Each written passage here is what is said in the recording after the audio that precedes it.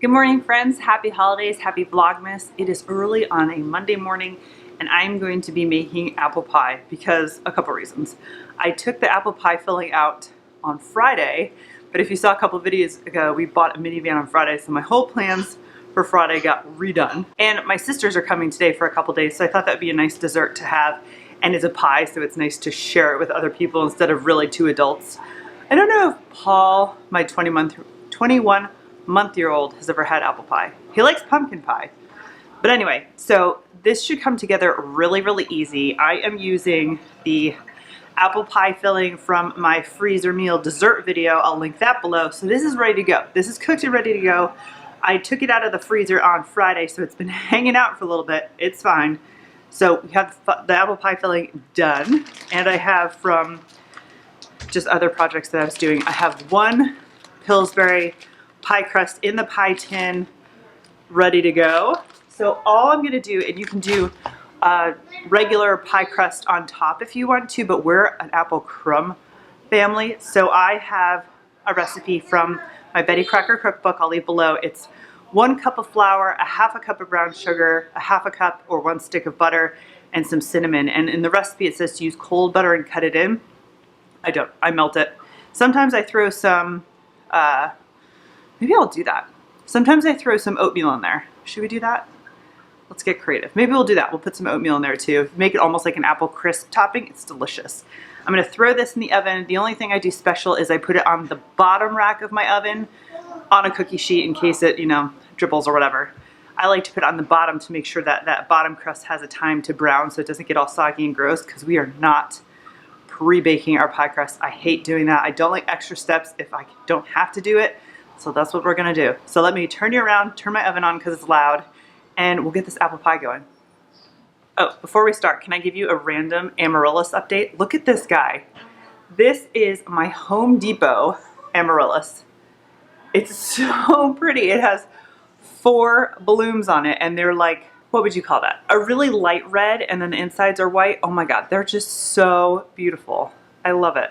My other one bloomed about 2 weeks ago. I did cut the bloom stalk off. Sometimes I get another bloom stalk. I haven't seen one yet, so we shall see. But I just thought this was so pretty I couldn't not share. Okay, I'm so sorry it's so loud. I have like 30,000 things going on at the same time. So in our bowl here, I'm gonna get, let's get our ingredients in here. Let's start with flour. And what's great about these recipes is that the topping isn't too exact. So my OXO scoop is about a half a cup. So I'm just gonna add 2 of these. And I said we were going rogue, so let's add a half a cup of oats.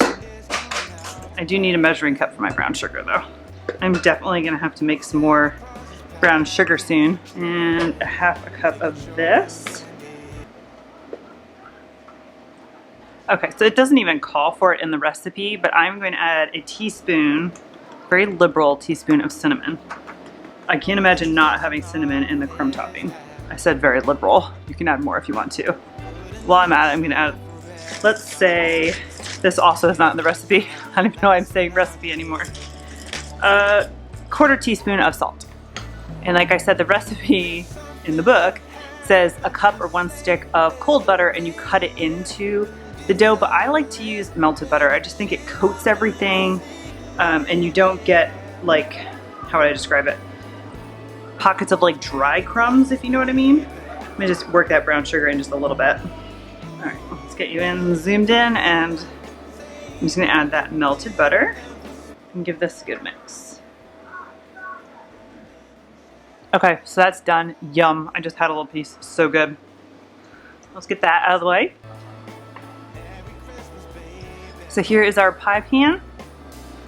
Like I said, aluminum foil, super duper easy.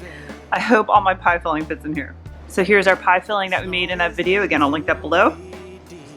Made that about, I think that was the first week in November. So a little over a month ago. Okay, so all I'm gonna do is get all this pie filling in here. Hopefully it doesn't make too much of a mess. So there is some like liquid on the bottom of here. It's okay. It's another reason why I wanted to put this on the bottom shelf. And once you pour the apple filling, I don't let this hang out for very long. Like this will be in the oven in a couple seconds. Okay, so I'm just kind of smushing that down.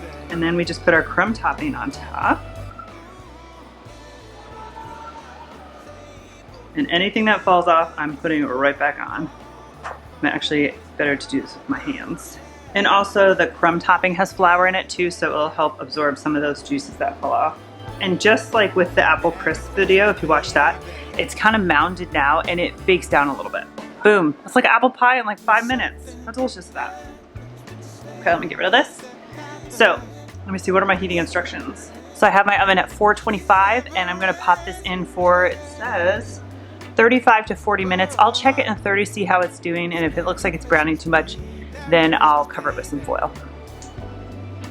Merry Christmas, Merry Christmas.